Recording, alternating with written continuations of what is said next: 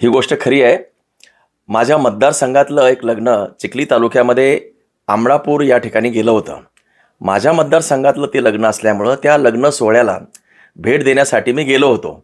मी जेव्हा गेलो त्यावेळी त्या ठिकाणी नवरदेवाची वरात निघाली होती आणि मला बघितल्यानंतर आमच्या तेथील कार्यकर्त्यांना आनंद झाला आणि त्यांनी मला आग्रह केला की तुम्ही सुद्धा आमच्या वरातीमध्ये आमच्याबरोबर थोडंसं एक आनंददायी म्हणून एक नाचा।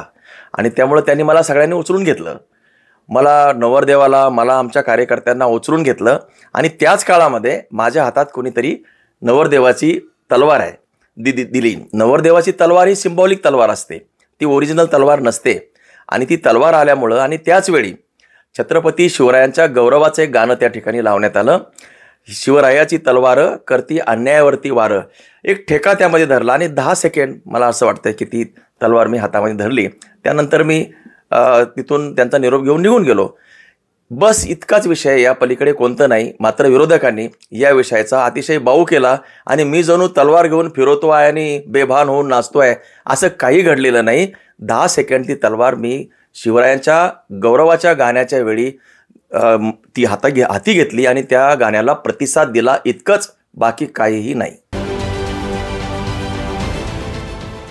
देश विदेशातील प्रत्येक घडामोडींचे लाईव्ह अपडेट मिळवण्यासाठी आता साम टीव्हीच्या सर्व सोशल मीडिया प्लॅटफॉर्मला लाईक, फॉलो आणि सबस्क्राईब करा। तसंच सर्व नोटिफिकेशनसाठी बेल आयकॉन प्रेस करायला विसरू नका।